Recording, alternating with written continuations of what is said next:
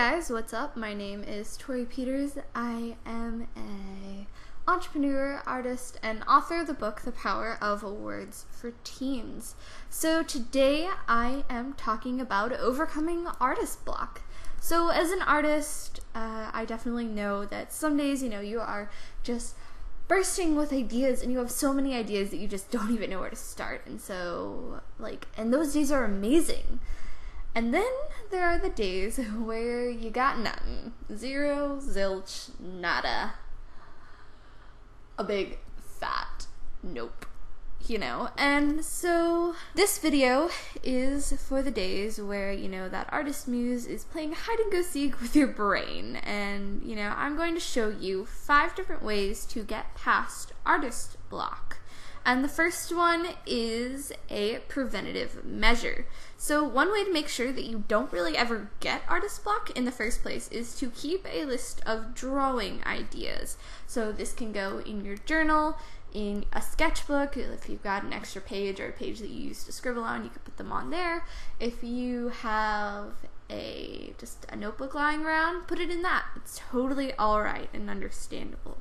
Okay, so and then the second idea for this particular preventative measure is to make an album on your phone, and whenever you see something that inspires you, or whenever you see something and you're like, wow, I do that painting, but I do it differently, or I did do that, but I did do it with,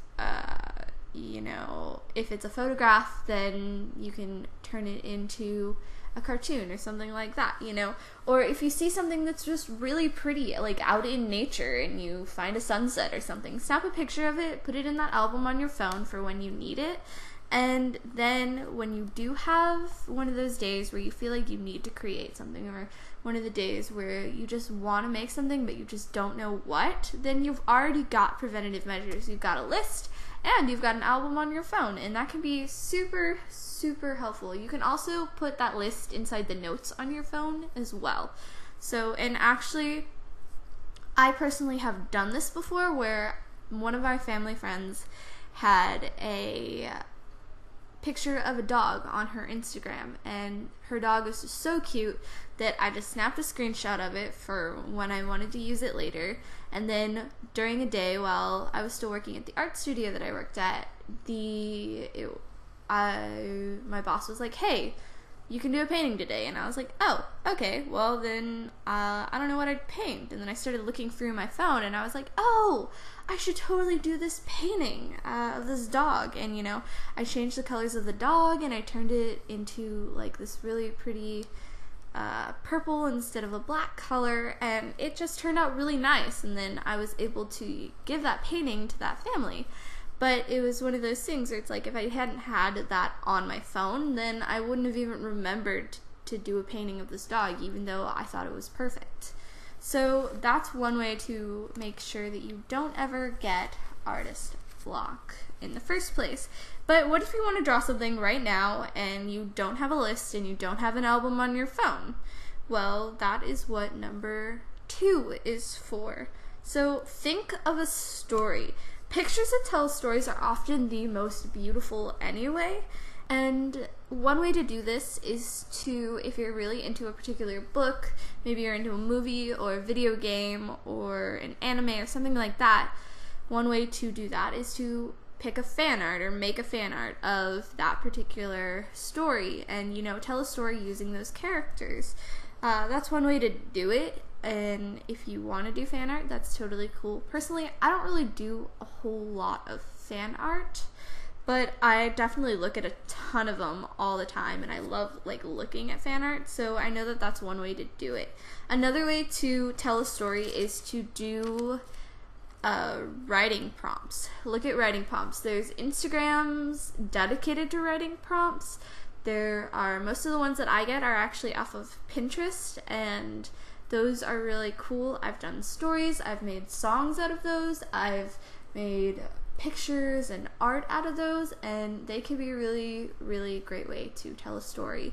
Number 3, actually this leads me to number 3, is Pinterest. Pinterest is my go-to place for art ideas. My favorite is taking photographs and turning them into drawings, and this adds your own style to it and makes it so that, you know, it's not plagiarizing, and it works really well. And what I personally like to do is I like to take ideas from this picture or that picture and this picture and then add them all together and make them into really, really cute watercolors or drawings or anything like that. So that is Pinterest is an awesome resource for anything that has to do with art. Like the other day, I looked up Halloween stuff and I found a picture of like Halloween decorations, and I was like, wow, that would be a really interesting piece of art, you know, if I turned it into an ink drawing. And so that's what I did, and it was super easy. Now, warning, Pinterest is a lot easier to navigate when you have a theme in mind. And if you don't have a theme in mind, it can just sort of be super overwhelming, and you can end up spending like a ton of time on there and still not coming away with any ideas that you want to make. So if you do go onto Pinterest, you may want to look at an idea of what you have in mind to start off with. So like, using that same example, I literally just looked up Halloween and then was able to find a bunch of different like things that worked with Halloween as the theme. And so yeah, you should probably have a theme if you do go onto Pinterest, just because it can be a lot to look at. Alright, so number 4. If none of those tickle your fancy, and okay, but how do you tickle fancy anyway? Never mind.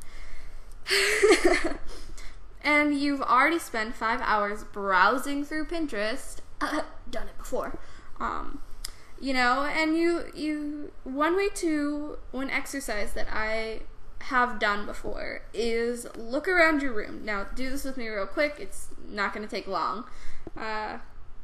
Okay, so start looking around your room, and in 5 seconds, pick an object. 1, 2, 3, 4, 5. Okay, now just start drawing it. You can turn it into a cartoon, you can make it realistic, give it a face, whatever you want to do with it, do that. Alright, and this is literally simply called object drawing, and the idea behind it is to just get your brain to start thinking in art terms.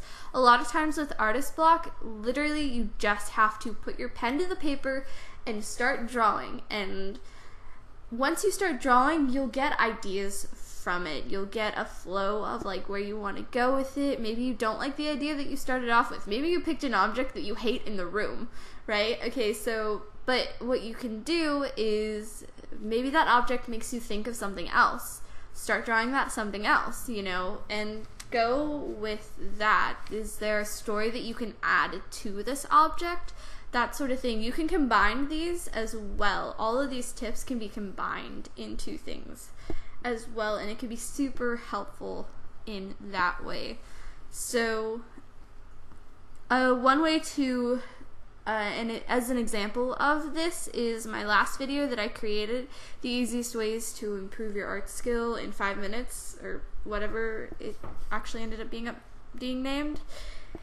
It's a really good example of how I started off with an idea, and then once I started drawing it, it wasn't crazy, like it didn't turn out amazing like I hoped it would, and it looked really funny. So then I decided, okay, well, how can I change this? Let me get a different perspective. And if you look, drawing 3 has a completely different perspective than drawing 1 and 2. And then after drawing 3, I just completely changed the entire sketch into a different like story, a different thing, and it turned into a hot dog family, and I ended up really liking the hot dog family idea and making it like really cute. But it took, you know, drawing 1, 2, and 3 to get to an idea that I really enjoyed and I really liked. And so, and if you want to see an example of just the way that my personal art works and how my inspiration normally ends up becoming a thing, that is a really good example of my personal process as far as creativity goes. So number 5 And this is the final one, and I promise you that it is not the least, is pick a color of the rainbow. So if you've got colored pencils, markers, pens, paint, whatever, pick the medium you want and pick the color you want. And I'll use markers for an example because I've got them like sitting on my desk right here. And say I picked the color pink. Alright, so I would draw a flamingo, I draw a heart, I draw a pig, I draw a pink poodle, you know. I'd draw maybe a character that was pink from a TV show, so say Patrick Star, you know, something like that. And maybe a flower, and just go through the door that opens up. Just start drawing things that are that color, and that just does basically the same thing as the object drawing, or just gets your brain headed in those ideas, working on ideas. And maybe your, you know, flamingo is also a flower, or, you know, maybe it's a poodle and it's sniffing the flowers or something like that. You know, just go with where your imagination takes you in those directions. And the more that you do these things, the easier it will get, and the more likely you are to come up with really strange ideas. I know, like, even my little brother, who's also an artist, like, looks at my stuff and goes, where did that even come from? Like, where did that idea come from? And it's just because I allow myself to head into random, like, spaces, and I'm like, oh, what if it was a hot dog? And what if the buns were its parents? And I don't know, like, it would be cute. And I just sort of head in that direction, and that's where it takes me, and it ends up turning into like really strange things, but it can also be really interesting, and especially to like other people who just don't even know where it came from, you know. So yeah, I hope you guys enjoyed this video. I hope that it was super helpful for you guys. If you have any suggestions on like other ways to get over artist block, go with that. Tell me those in the comments below. If you have any questions like this particular question and you want some answers, I would love to do some videos on things that you guys request, and would really enjoy having you guys just be a part and like sort of create a community with me in this. I know the art community is really big on YouTube, and I would just love to open that up and be more inclusive in that. So yeah, if you have any questions, leave them down below. If you liked this video and it was entertaining to you, then you should totally subscribe, because I would love to have you guys join me. I'm doing a series where every day for the next 30 days I am doing specifically art themed videos. I've been doing a series where I do a video every day for 80 days, and this should be, I don't actually know which video this is. I think I'm on like 53 today actually. So if you guys are enjoying this and you want to continue to be a part of this, then hit subscribe, because yeah, that encourages me to continue doing this as well. Thank you guys so much for watching, and I hope you have a great adventure today, guys. Bye!